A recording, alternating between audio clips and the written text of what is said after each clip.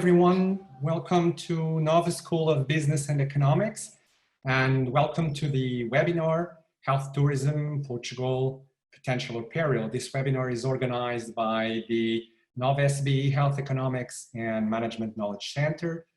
For those who don't know our knowledge center yet, Nova SBE Health Economics and Management is the knowledge center of Nova SBE for health economics, for health management, and also for health policy. So we produce research, and also we create knowledge to empower well-informed and well-reasoned decisions on the ground. So today we have the privilege of having Irving Stackpole with us as our keynote speaker. Irving is the president of Stackpole and Associates. This is a strategy, marketing, and research firm that has conducted strategic research and marketing projects in the US and internationally, pretty much everywhere in the world. Irving is a mentor for the European Institute for Innovation in Health. This is an EU program to stimulate healthcare entrepreneurship. He is the editor of Medical Tourism Marketing, the first book on this subject. Irving is also the co-author of the Marketing Handbook in Health Tourism, and he co-hosts the podcast, The Medical Travel Show.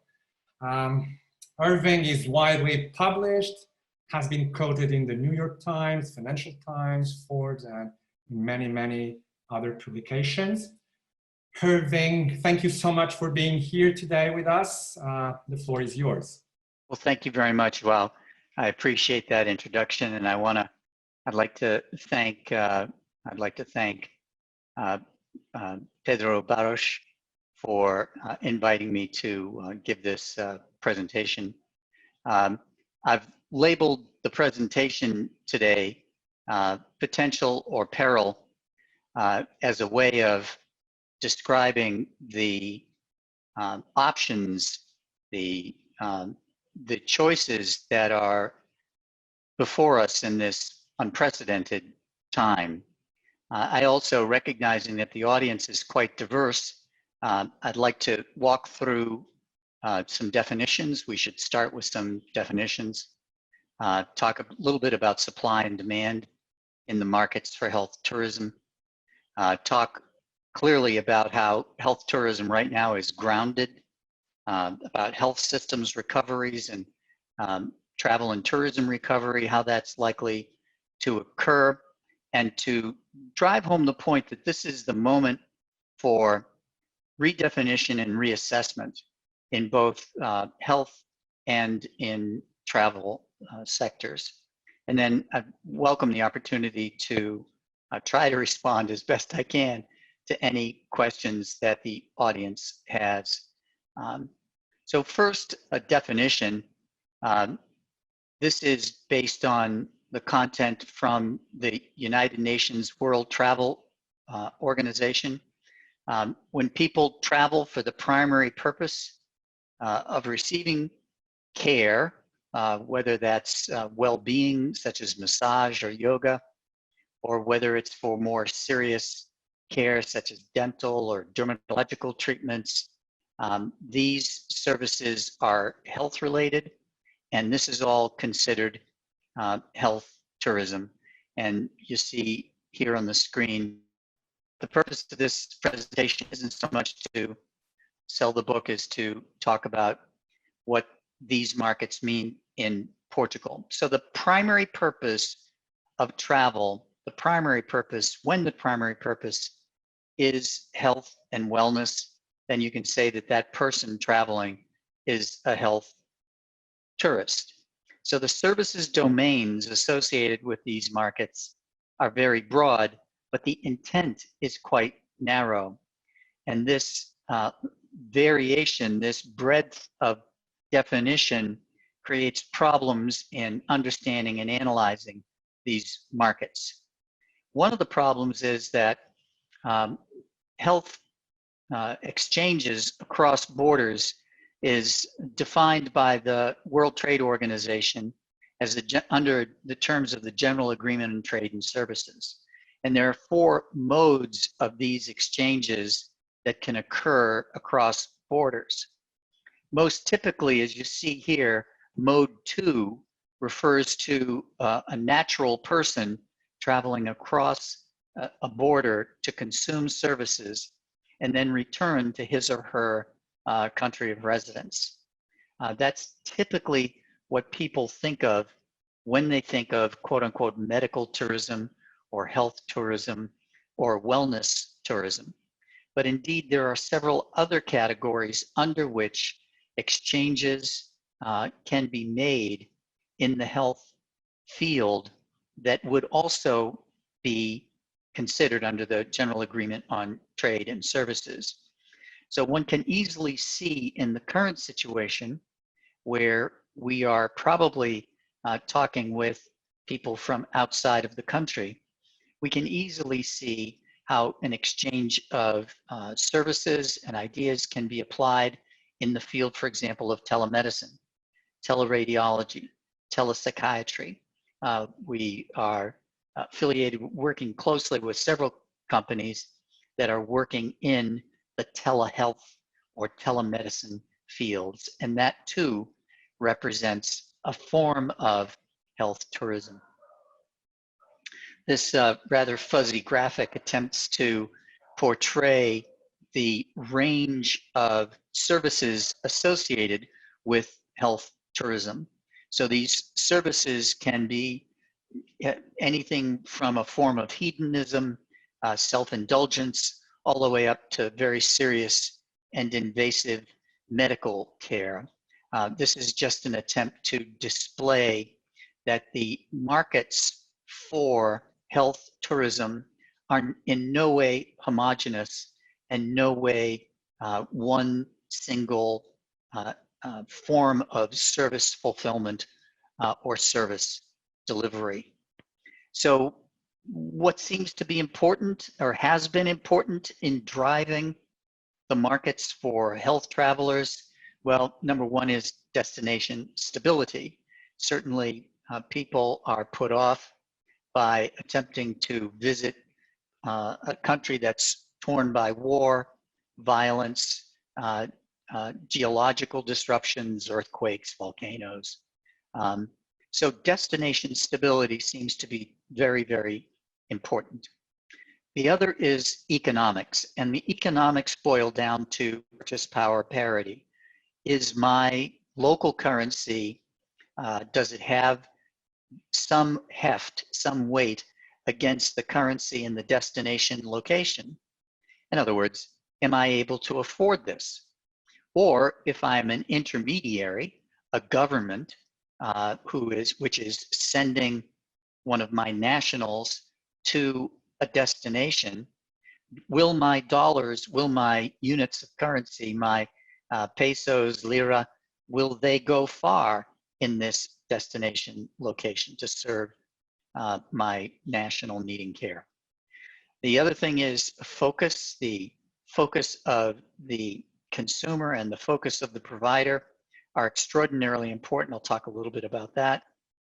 Capacity, it makes absolutely no sense to develop a destination as an attractive place for consumers to travel in order to receive health, wellness, or medical or dental services if the capacity doesn't exist to serve those individuals. We've run into this in places, in a number of places around the world, where we were invited to help develop a strategy and build a marketing plan, but there was the hospitals were operating at 90% at the time, and there was no reason, no real good sound logic behind stimulating interest if that interest couldn't be fulfilled.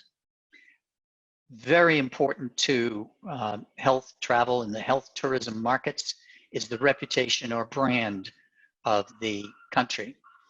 Portugal has a very good reputation and a very good brand, and I'll talk more specifically about that in discussing what the steps might be in recovery from the current emergency state of affairs that we find ourselves in.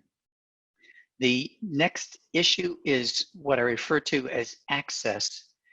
And access here doesn't simply refer to geographical access, although of course that's critical. The pathways, the transportation pathways that consumers are able to take in order to arrive at the destination need to be accessible and understandable, affordable, and relatively efficient. But also, the consumer needs to be able to envision being in that place and receiving care there.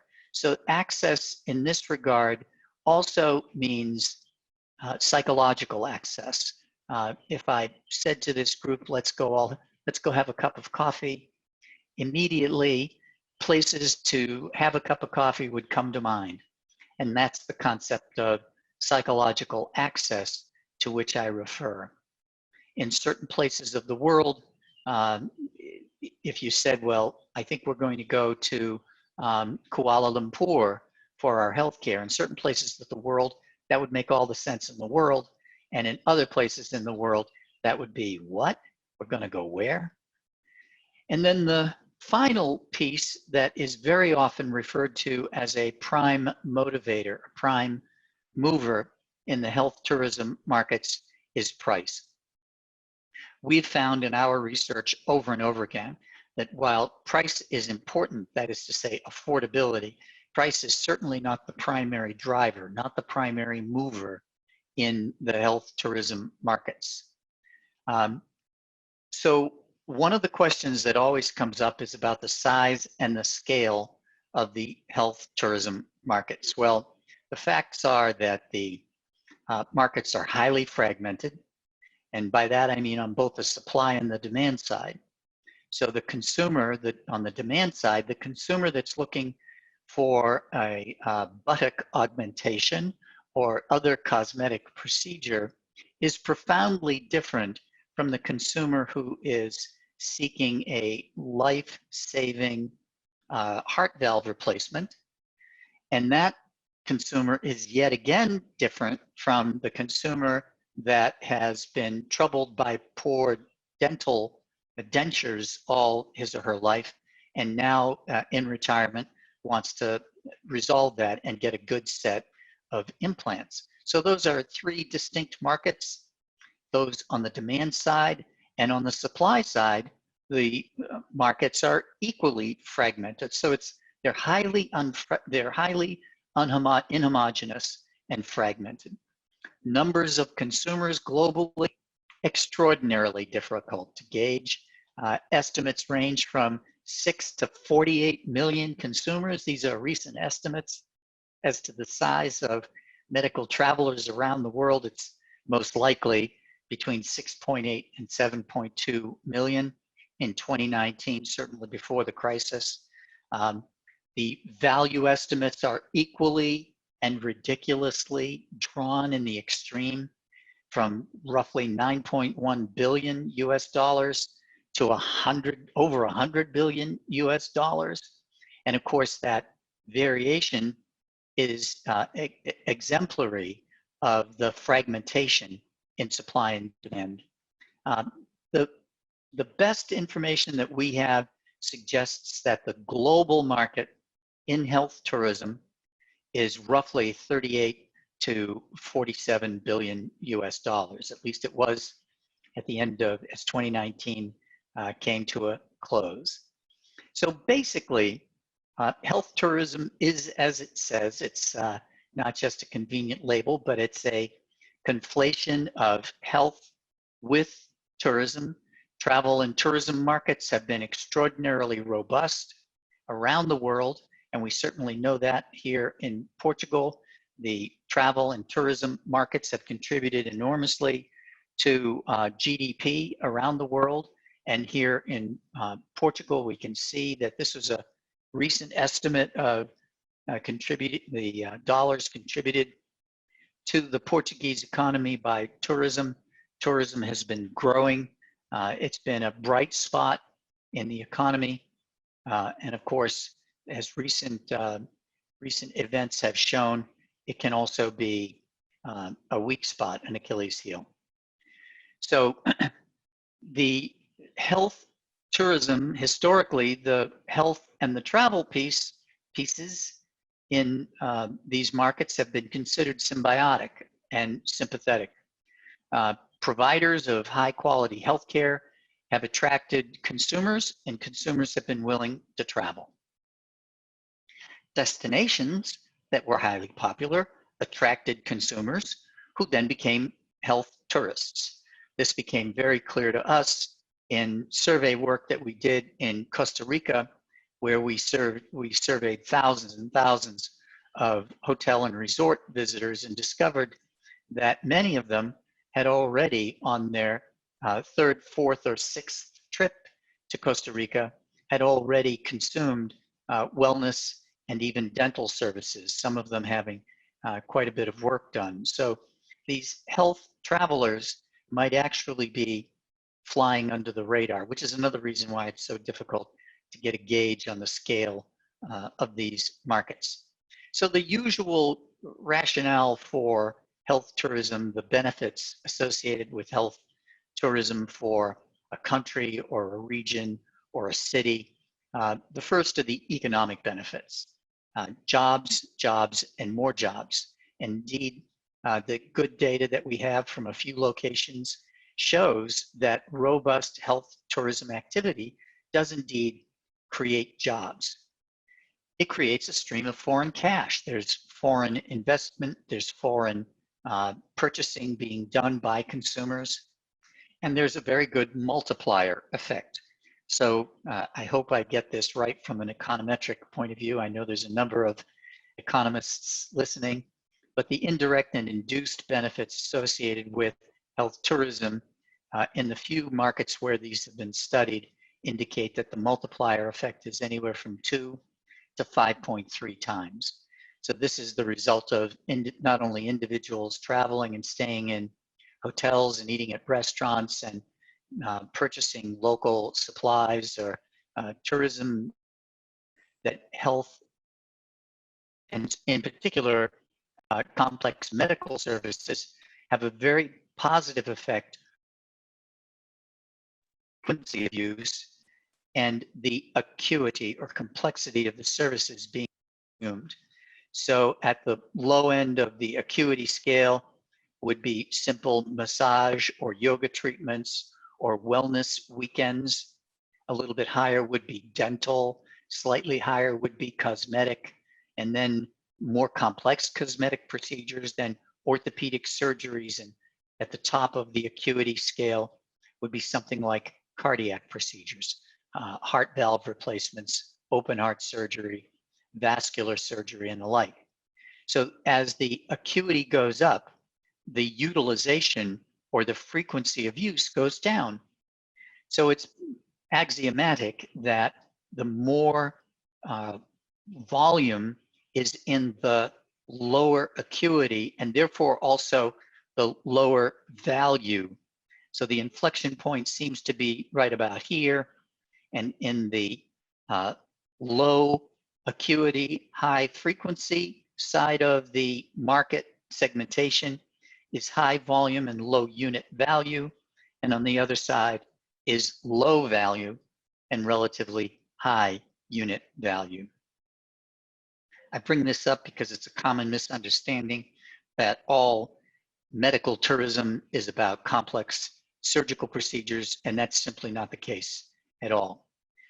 So that's the basic history and rationale behind health tourism, medical tourism, and then there was coronavirus, and this has certainly had an impact on the supply and the demand.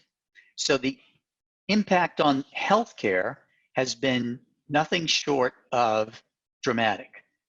It's a shock, as the economists say. Currently, over 300,000 deaths worldwide, over 3 million cases confirmed. Supply in the healthcare side has been virtually completely diverted to meet the demands of patients diagnosed with the novel coronavirus, the SARS-CoV-2, and treated for COVID-19. There have been exceedingly few elective or non-urgent procedures that are being scheduled and completed. This is obviously creating circumstances, build up latent demand, but we'll talk about that in a moment. The impact on travel has been nothing short of startling. My wife and I live here in Lisbon, in Madrigoa, and it was absolutely the music of the evening before the coronavirus were the airplanes traveling overhead. And now we notice them when they occur because it's so infrequent. This is the 7-day moving average of total flights from May 2016 to March 2020. And you can see what a dramatic fall off this represents in the total number of flights.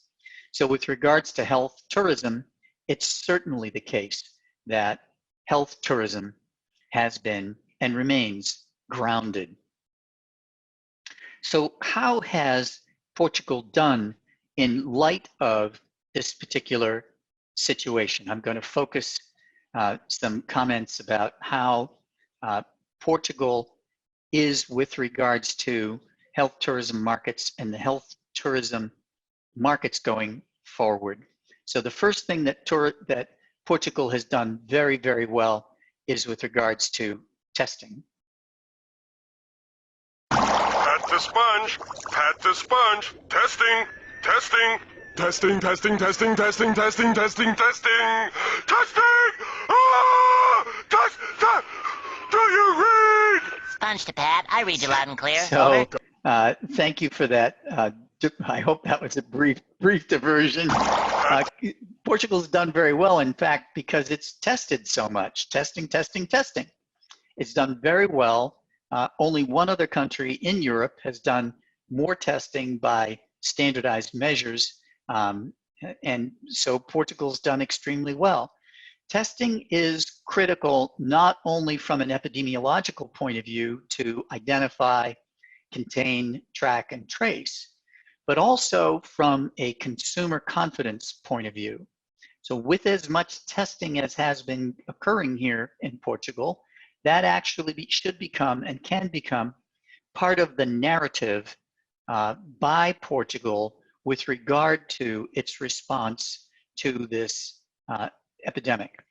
Also, with regards to the confirmed cases in Portugal, you can see this is a map of Europe that I grabbed out of a source called Our World in Data, a very good source. And it shows only 3 countries that have the kind of absence of caseloads that other countries simply don't have, especially the contiguous or the locally, the next country next door, Spain, where the problem's been very difficult. Here's another way to look at it. These are death totals as of yesterday. And this is like champagne, the smaller the bubble, the better. And Portugal's is very good, especially in comparison to Spain, France, and Italy. Now, Italy and France and Spain had robust campaigns to establish themselves as health travel destinations. So by comparison, Portugal has done very well, and without being grim, but looking at the facts, such a comparison should not be lost on either consumers or other medical referral sources, intermediaries, and governments and employers. So what's different about this particular crisis with regards to the health and the tourism sectors?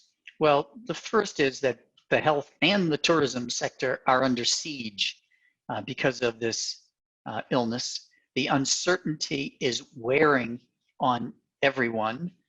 In conversations that I have, and I'm sure everyone has, the uncertainty and the no end in sight of this particular situation is wearing on people, and it's having significant results. So the question is, what is the plan? What would be the plan relative to health and tourism for Portugal going forward? So the first question is, Portugal was headed toward another record-breaking year in travel and tourism. And certainly that was being communicated and promulgated as being the good thing. As a person who lives here in Lisbon, in the heart of Madrigoa, I can tell you that there are days when we see the waves of people coming up from the tour boat docking area where my wife and I are inclined to run the other way. So the question is, what do we really want with regards to travel and tourism? What parts will come back, and which parts of travel and tourism do we want back? Do we want all of that to be as it was, or do we, and here's an opportunity for us to be more selective in both health and tourism. Do we want to continue to have destination marketing where more is better, or do we want to have a situation where we're managing the destination?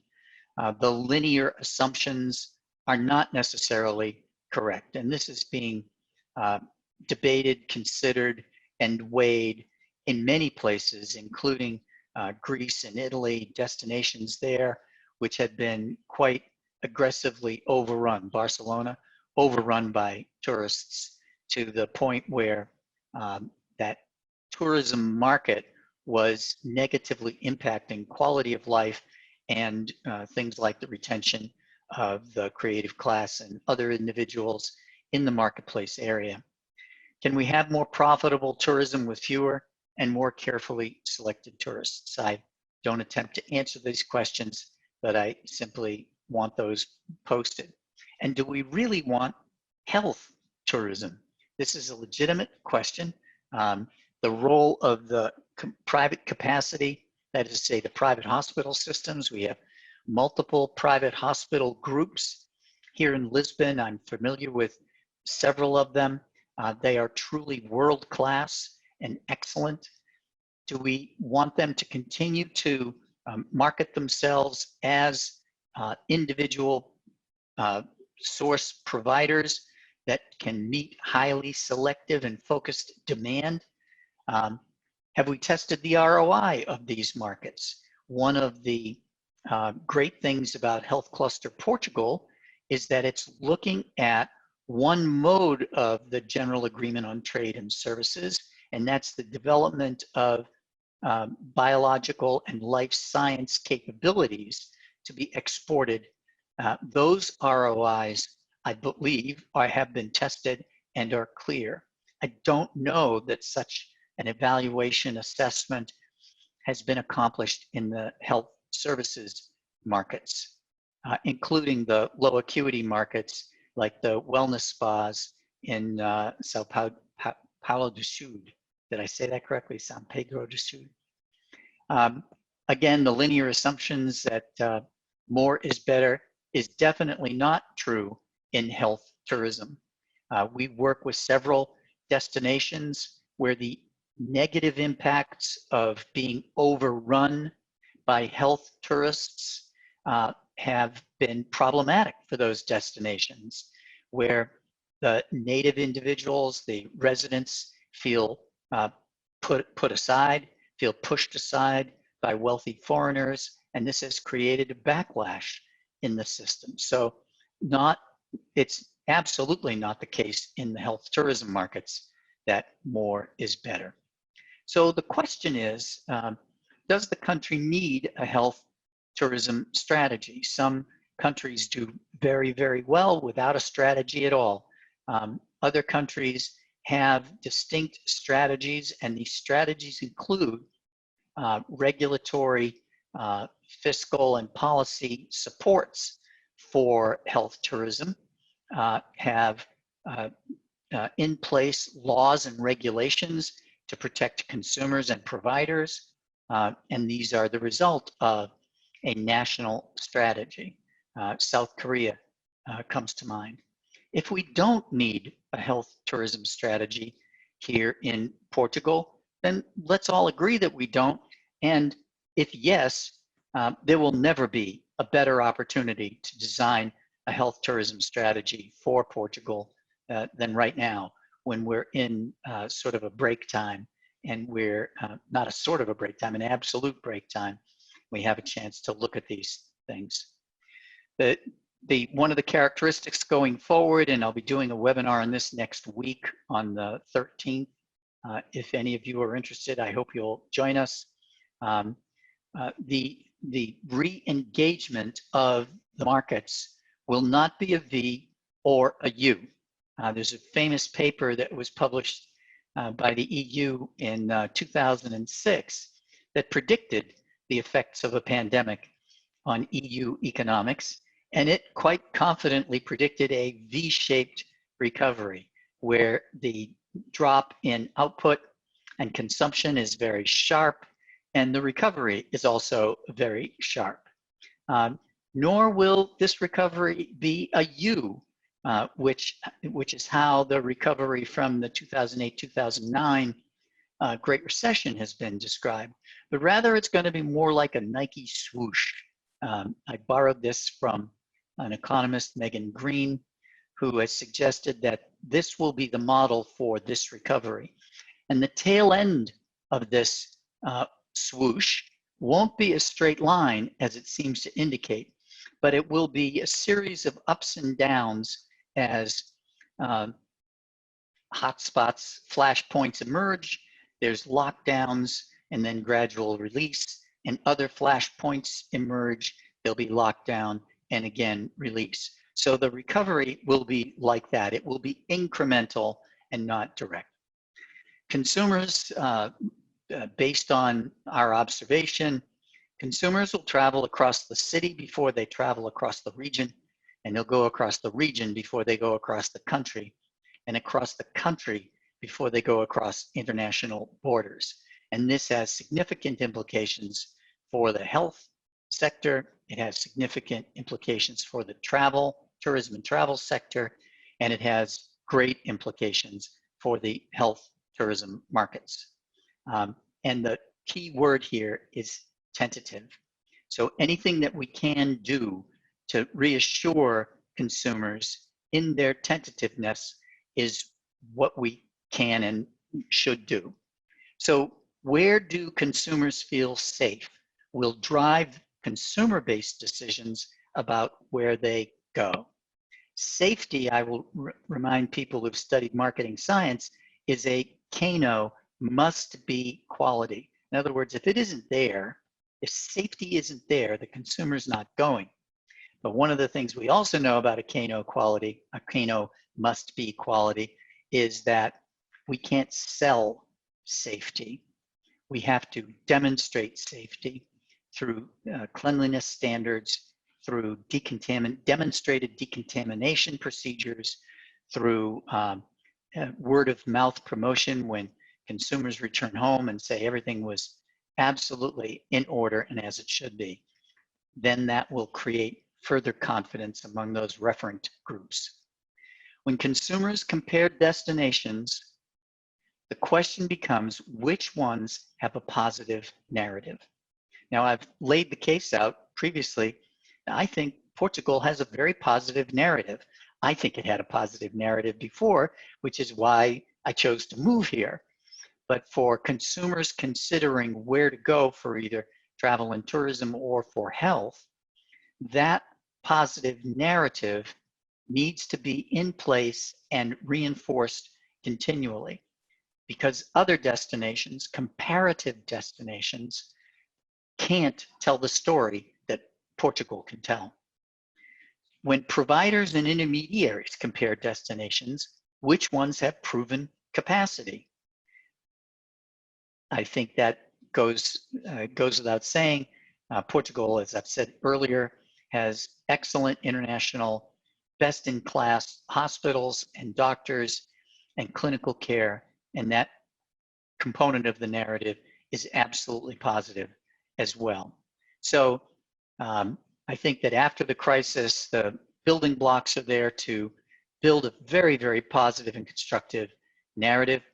The question is, does Portugal need or want a national strategy for health tourism? And if they do, this is just an excellent time to create it, or leave the fragmented markets to the private sector, which is fine. Those private providers are, as I say, world-class, best in class, and they can identify, target, and attract those consumers and have them be very competently and professionally served. Well, my hope is that in conclusion, that this communication has indeed helped. The single biggest problem is the illusion that it's occurred, and I can't see your faces, so I'm not sure how this has gone. I hope that the questions, I see there are a few, I hope the questions reflect that indeed some information and opinion, points of view were conveyed, and not the questions aren't, what the heck is this guy talking about? So this is my contact details. I would welcome the opportunity to be in connection with virtually any of you through LinkedIn or directly by email. The book will be available shortly, and you can access it on our website, or you could be in touch by email, and we'll make sure that you get on our webinar distribution list. And with that, I would pause. Okay, thank you, Irving, for this excellent talk. I would start now our live Q&A. And well, I'll go through the different questions that we've had so far. So the first question is, will COVID-19 change the notion of stability for consumers even after the current pandemic wave is over? What a good question. There's no precedent, really, except possibly for the Spanish flu of 1917, 1918. There's no precedent in modern history for the behavioral and psychological impacts of an event of this scale. My sense is that it will have as soon as the travel restrictions are lifted, two sides of the market distribution will swing into action. The first side will be the cosmetic side, because we should never underestimate the motivation of selfishness. If I want to look a particular way, if I want to get this tooth replaced, if I want that, I'm going to do what I need to do to get that done. And if I have a moderate risk profile, I'm going to take a risk and I'm going to do it. On the other side of the scale, on the other side of that acuity scale that I displayed, if I'm genuinely sick and my heart valve has reached the end of its economic life, I need to get that valve replaced, then that will also swing me into action. Most in the middle will be very tentative. Over time,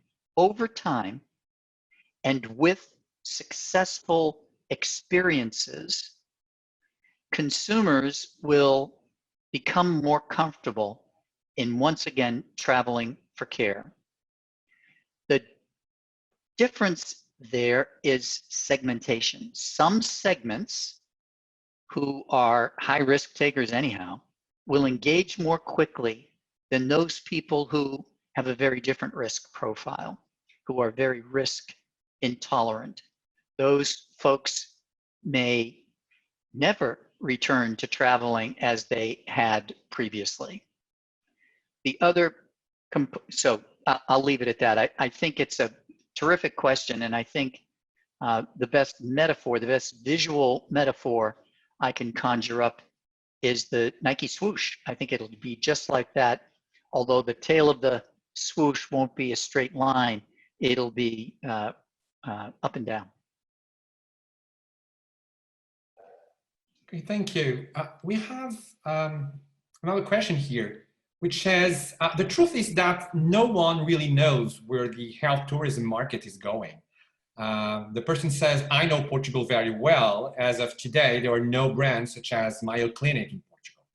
So how will that change if Portugal makes a decision to push for accelerated policy towards health tourism post-COVID?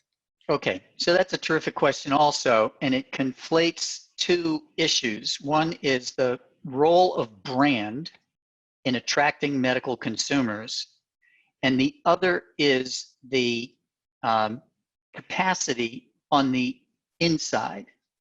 So Mayo Clinic, Bumrungrad, the Mass General Hospital, MD Anderson, these institutions have a brand which is exceedingly well known globally among consumers and healthcare professionals. And that's one thing.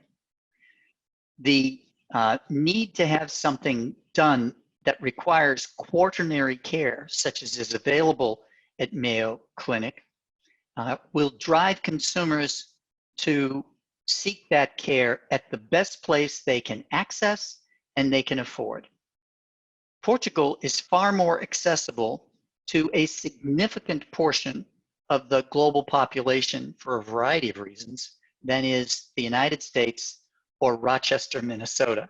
If any of you have ever been to Rochester, Minnesota, where Mayo Clinic is located in the middle of winter, you know exactly what I'm talking about. So, accessibility Portugal has. Portugal does not have the kind of worldwide brands that other destinations have, but I think that's only because the cultural bias among the Portuguese, which I've personally witnessed, which eschews promotion, which hesitates to brag. There's very little bragging that occurs, and to build a brand, that's what you need to do. You need to brag about what you've done. I have a friend here in Lisbon, and there's a personal point to reinforce this, the point I'm making. I have a friend here in Lisbon who's an American, and she moved here a couple of years before my wife and I did. And she came down with a rare form of cancer. And I discovered that she had scheduled a trip to MD Anderson, famous cancer treatment hospital in the United States. And I said to her, well, why didn't you talk to the people at Chapalmad? And she said, who? That's all you need to hear. So here's a world-class, leading-edge provider of treatment services here in your midst, and someone who was here didn't know about it. So you need the brand, you need access first, you do then need the brand, and the only way to build a brand is to create a narrative, create a story, and then push the story, pump the story. I hope I answered that person's question. It's a very good question. Yeah, thanks. And related to this, we have another question, which is, what is the role of public healthcare on health tourism? And then the question is it ethical and just? What is the role of public healthcare in this? Yes. This is a very, very, very good question. Public healthcare is obviously what enables Portugal to have such outstanding public health outcomes and healthcare outcomes. It's what allows the Portuguese to have such pride in their healthcare system. And the public healthcare system is what allows the private healthcare system to flourish. They are interdependent, and I believe there's very, very good data in this regard. For health tourism, the primary source of supply is the private sector. It's extraordinary for consumers to travel for medical services in particular, like secondary, tertiary, or quaternary services that are required in a hospital. It's extraordinary for them to go to a destination for services and be served in the public system. Now, that's not completely true all over the world, but I'd say that's 86.4% of the time, more than 2 standard deviations. The private capacity is what makes health tourism and medical tourism in particular, dental tourism, is what makes those things work. Now, is it ethical? This is a steamy cauldron of debate that I would be happy to carry on with someone. I'm close to Professor Glenn Cohen at Harvard University, and he and I have discussed this extensively, and he's written a wonderful book called Patients with Passports that talks about the ethical issues in health travel. That's a terrific book. I believe it's ethical because I believe in consumer choice. I believe that if I'm a resident of France and I want the kind of cancer treatment services that are available at Chapalimont, I hope I'm saying that correctly, by the way, I should be free to travel to Lisbon and to become a patient, a client, a consumer of the services at Chapalimont. I believe that should be my choice.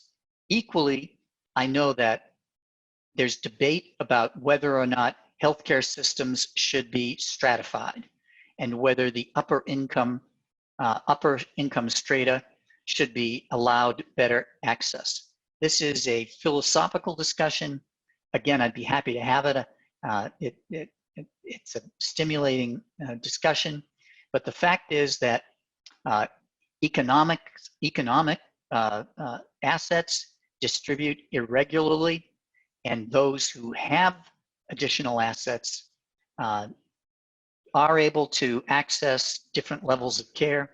And to my way of thinking, they should be able to. In a perfect world, we wouldn't need it. In a perfect world, that woman in France wouldn't have to travel to Chapalimont. She would be able to be served where she is. But we don't live, as we all know, in a perfect world. I hope that answers the question. Related to this perfect world that you're mentioning now, we have a question. How can teleconsultations and monitoring change the health tourism market? It's absolutely changing. Not can it change, it's absolutely changing. I've written about this quite a lot and spoken at a number of conferences and symposia about this.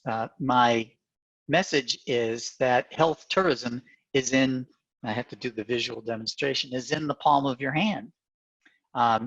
The applications that are now available and will be sped to market and funded amply are remarkable. The ability to track biometrics and to assemble those into systems that can identify and track patterns, which is the strong point of artificial intelligence.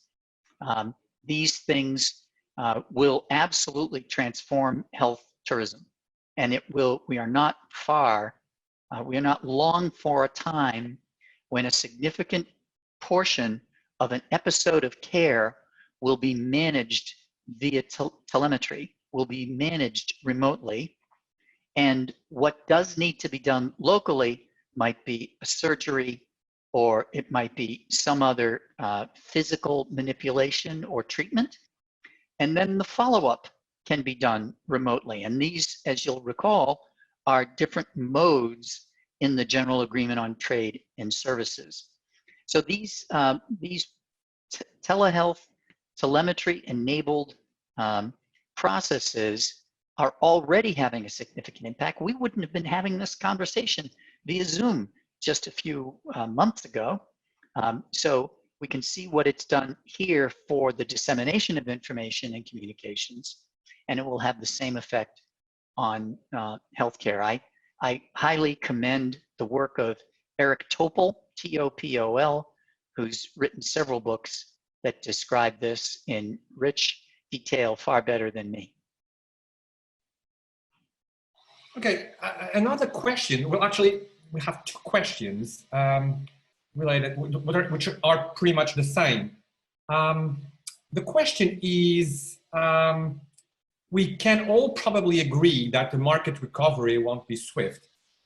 What would you propose? How should the medical providers start promoting them as safe providers and start with the patient inflow again after the COVID-19? So in this new world of post-COVID future, would we have more demanding quality or safety criteria for providers?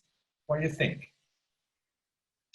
Yes. The short answer to the last part of the question is absolutely yes. The standards are, and they are appropriately, and they should be, even more rigorous than they had been before. And these standards will extend far beyond the dental clinic, far beyond the hospital waiting room, far beyond the doctor's office, and they will extend to many other settings. So the question has two elements that I'd like to address specifically. The first is that consumers will feel that there was a very interesting survey done 2 weeks ago that was quite large and showed that in the UK and in the United States, consumers reported the place where they felt safest was in their car. So think about that. If a consumer feels safe in her car, then I shouldn't be expecting her or asking her to get into an airplane or get onto a train. I should be looking at ways that I can attract consumers who can drive to where I am. So the higher level answer to this is you can recover swifter and more effectively by reconsidering what you considered your segmentation, who you considered your prospective consumers. Because consumers who previously would have traveled to get to another provider will now not consider traveling and would prefer to go to you if you're physically closer. The second part of this, so it's go across the street before you go across the city, go across the city before you go across the region or the state, and then go across the state before you go across the country.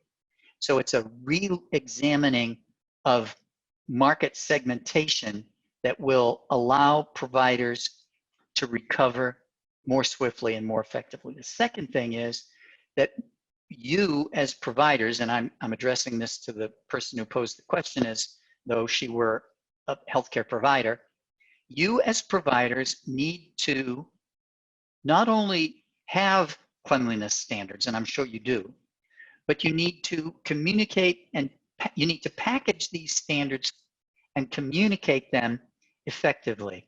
In America, we have something called the Good Housekeeping Seal of Approval. So you need a good housekeeping seal of cleanliness in your clinic, in your destination, in your practice, in your hospital waiting room. And however you label that, it's really up to you. I know there's some international organizations that are working on this. There's a group in Germany called TIMOS that are working on these kinds of certification standards.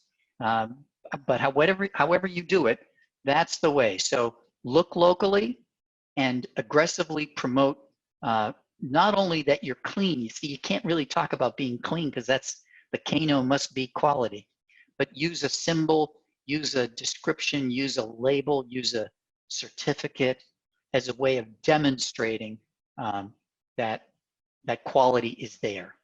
I hope that answers the question. Okay, you've already said that you believe that health tourism is done especially for the private sector. But we have a number of questions here on the role that the Portuguese NHS or an NHS in general can have to promote itself as a destination for health tourism. Also, the role that politicians, policymakers can have in defining that role. And I would add to this the role of telemedicine and even the development of partnerships between, Mayo Clinics, MD Anderson sort of providers, and the creation of hub and spoke structures, that could function. Some things in Portugal and other things at MD Anderson in Texas. Thank you, Joao. That's a pretty complicated question, so let me take it one bite at a time. The best model for the local public health system to look at with regards to the potential of privatization is the NHS system in the UK. And the NHS system in the UK has had an on-again, off-again, love-hate relationship with private capacity in its NHS hospitals.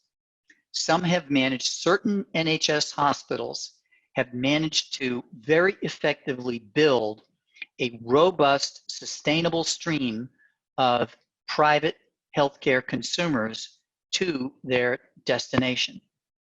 Others have failed badly. And the lessons have to do, or the lessons that can be derived from this, have to do with focus on what markets is the management of the institution focused. Also on the marketing. It's frankly, how effectively is the brand of this institution built around attracting private consumers? And please don't misunderstand what I'm saying.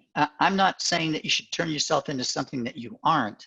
But if there's an Portuguese NHS hospital that wants to attract private consumers, it needs to do so in a way that offers a separate brand, a distinct service line, and distinct fulfillment and distinct follow-up. Because a significant part of building this sustainable flow of private healthcare consumers in any system has to do with what those consumers say and do when they go back to their country of residence. So that's the first thing about the NHS. So the second part of the question, so the role of the government has to do with eliminating obstacles and in remediating or setting up the systems to remediate problems. So anytime you have a service like a health or a wellness service or a medical service, there will be untoward events. They have to be considered as not possible, but inevitable. How will consumers adjudicate those claims? How will the providers be held to task in those situations? How will a hearing be arranged when the consumer, in Joao's model of a telehealth consultation, and then a very brief visit, and then a follow-up telehealth rehabilitation, how, if the consumer's only in Lisbon for a day and a half or 2 days, how will problems be handled in that setting? Those are the places, and the insurance, the liability, the medical malpractice and liability, those issues need to be wrapped up in a regulatory review and consideration and handled by the government. That's the role of the government. I assume when you said politicians, you were assuming you were really meaning the government, because the role of the politicians is then to stand up at the beginning of the conference and to say very proudly what a success health tourism has been in their region.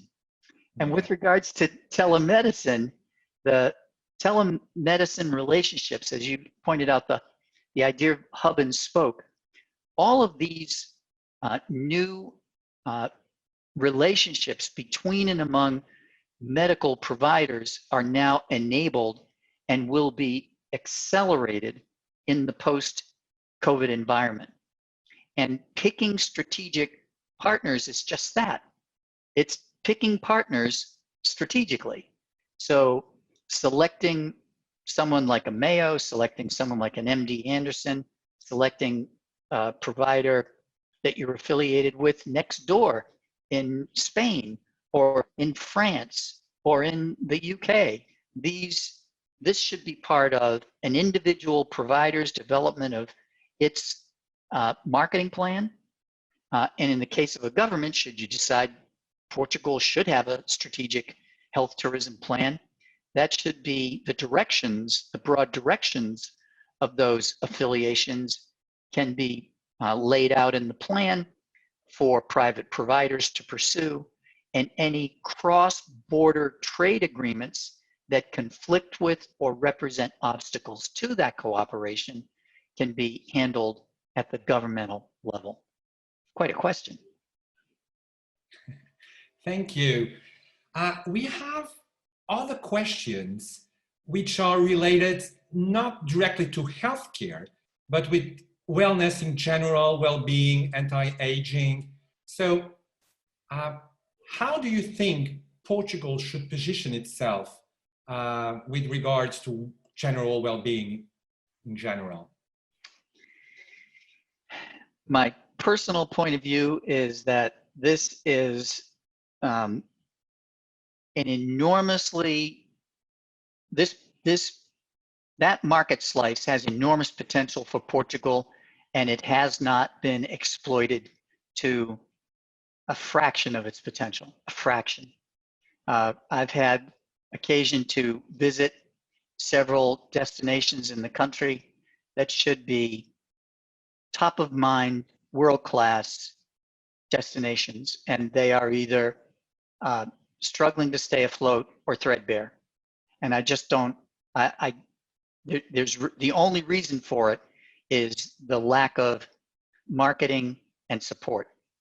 So I think that wellness, the thermal services, the spa services, massage, yoga, healthy lifestyle, what my colleague Laszlo Pusko refers to as hedonistic services, these have tremendous opportunity. After all, that's one of the reasons we're here. That's one of the reasons why you've got so many people from the United States and the UK and other places coming here. It's because of these qualities and these characteristics. So I think it has enormous untapped potential. Okay, again, on the how Portugal or how the Portuguese institution should create a brand or strong brands for health tourism, we have a concrete question, which is the following. Should it be done by institutions or by countries? So should it be done by the Champalimaud Foundation versus Portugal? Okay, so that is a very good question, and not a question we take lightly at all. And the answer in true consultant speak is it depends. We have helped countries like South Korea build its national brand, but not at the expense, and Costa Rica and others, but not at the expense of individual brands. The markets for health tourism are driven by entrepreneur, enterprise level initiatives to attract market rate consumers. That's what builds those markets. That's what builds sustainable streams of referrals and all the benefits that inure therefrom. So Portugal, I would make the case that Portugal doesn't really need to build its brand. If you look at the nation's brand index, Portugal's got a terrific brand index. Portugal is well respected for its stability, for its attractiveness, of physical characteristics, its assets, and frankly, and please understand, I'm not pandering, the people are lovely. I would much rather be here than many other places in the world, and I've got lots of choices. So I don't think that Portugal necessarily needs to build its brand. I believe that providers, individual providers, can and should build their brands with the support of certain government agencies, and I'm not even really sure which ones those might be, but support can be provided so that Champalimaud or other less well-known organizations that serve a niche but important market can raise their level of awareness in the marketplace and become in demand by consumers who can benefit from those services. So the government has a role in helping to support their differentiation, but you don't need to further differentiate Portugal you simply need to support and assist with the differentiation of the provider brand. So you mentioned, Joao, you mentioned, or I don't know whether you were mirroring what the question said, talked about Mayo Clinic. So Mayo Clinic is in the United States, but most people don't know that it's in this awful, it's not awful, this cold, remote city in the absolute dead middle of the Northwest, Northeast and northern central United States. It's so they build their brand, and I believe that that is a much more efficient and effective model, is to build brands around providers, because Portugal is just fine as a national brand. Well, thank you. We have here another interesting question, I think, which is related to medical schools.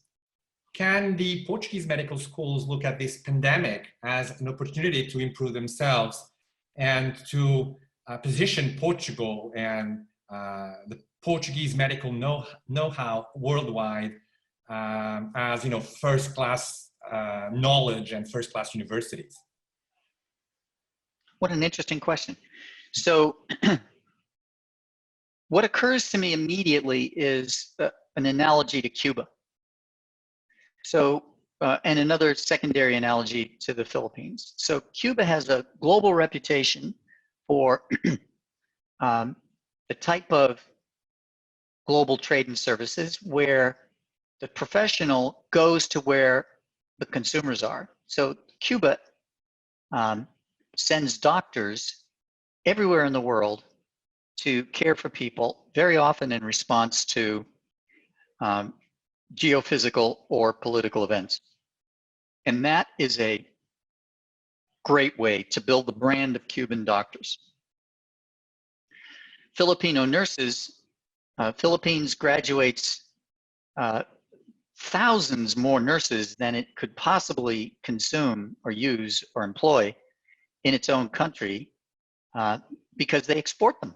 And they've been doing it for years, and Filipino nurses are widely respected around the world for their A, training, and their B, their empathy and their personalities. So medical school here in Portugal, I know the standards are world class. Is there an opportunity to take medical students, use medical students as a way to build the brand of Portugal in destination locations? I would say possibly, but the last time I looked at the numbers of medical school graduates here in Portugal, which was last year, you don't graduate an excess number of graduates. Moreover, as best I understand it, the regulation and the control of medical schools is quite firm, I'll be gentle, in that there's it's difficult to make changes in the numbers of graduates or how those graduates are deployed, just as it's difficult for consumers for physicians, doctors from outside of the country to come and practice in Portugal. Although I suspect that the current situation will make those rules, make those standards and regulations more porous. I suspect that's true. And I also have every confidence that the National Medical Board will make sure that there's nobody practicing here who is below standard. So medical school, that's the extent to which I can attempt to reply to that question, Joao. Okay, thank you. We have here another question related to the role of the European Union.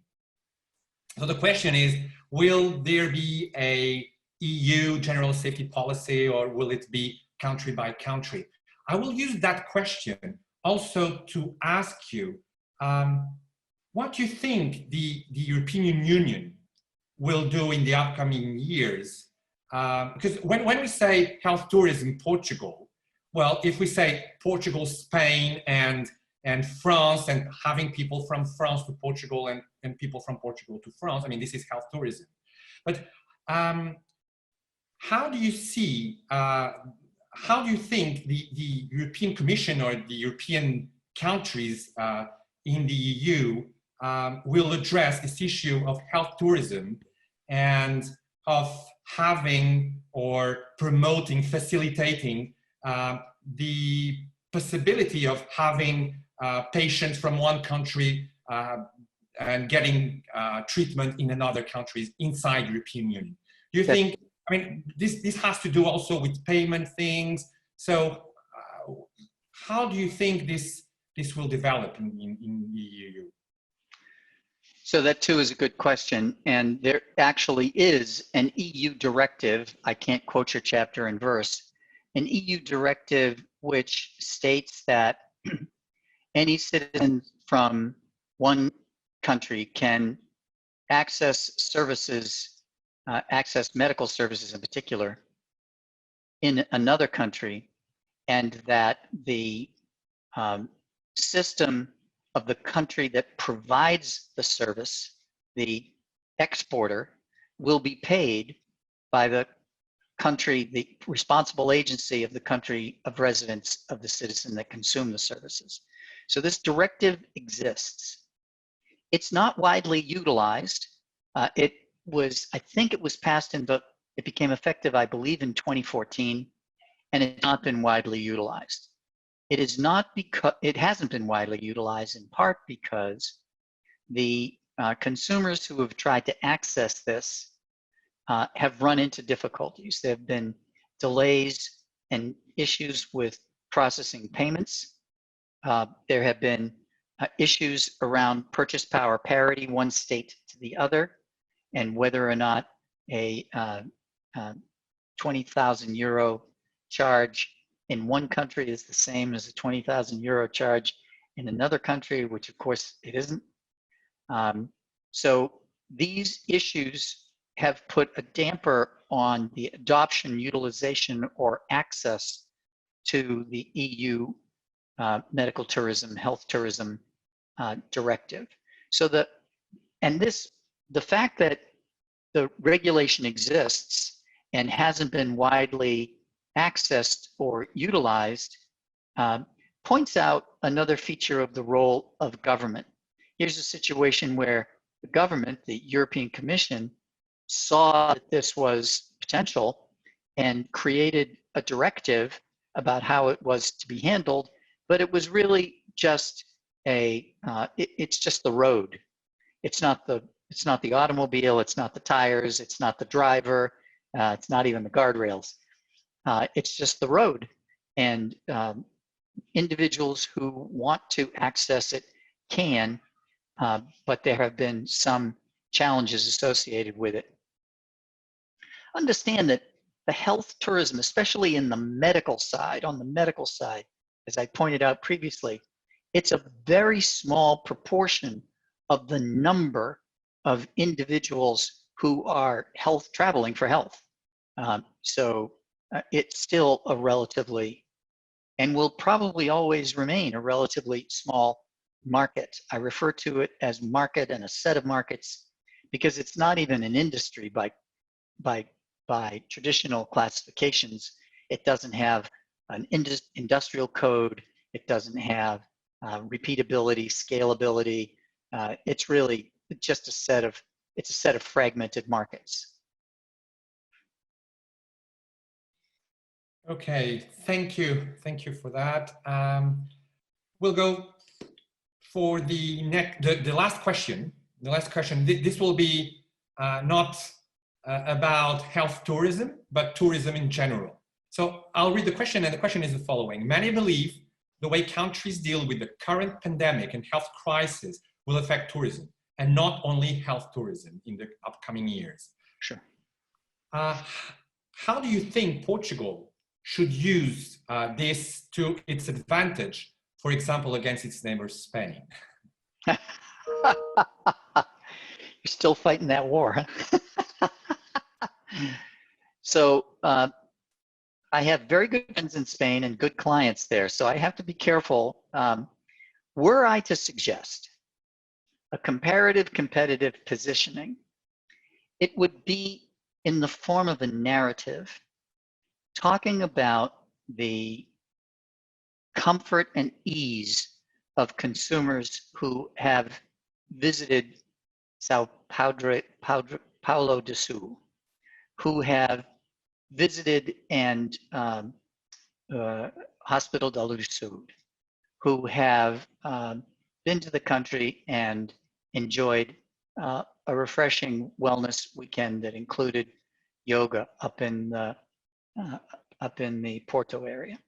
So I believe that the best way to position is comparatively, competitively, but with a narrative where it's not like selling cars. You don't say, if you're selling a Honda, you don't say this is better than a Toyota. You can say that when you're selling cars, but you can't say that when you're selling services. You talk about the values that the consumers derive from visiting the healthcare providers in Portugal. You talk about the value the consumers derive from the state-of-the-art services at the Jose de Mello Hospital. You talk about the value that the family derive from visiting the IVF clinic. You create narratives that do that for you so that you as the provider never have to even say the name of the competitor, but you are creating the comparison in the mind of the consumer, whether the consumer is the target or whether the government agency or the employer is the target. Because some of these referrals for healthcare services, in particular for rehabilitation services and medical services, come not from consumers themselves, but from intermediaries, insurers, employers, ambassador, that type of thing. So you want to create the narrative that shows the characteristics that you want, on which you wish to be compared, but doesn't need to be drawn out to say the name of the competition. That's how I think it can be done. That's how I know it can be done. Okay, thank you. Thank you so much, Irving, for taking the time and for being here with us today. Also, I would like to thank the audience, not only for attending, but also for the great and interesting questions. I would like to mention that this webinar is being recorded right now, and so it will be available on NovSP's website. This is particularly important for those who arrived later. So thank you all, and remember, we all have a role to play. Thank you so much. Bye-bye.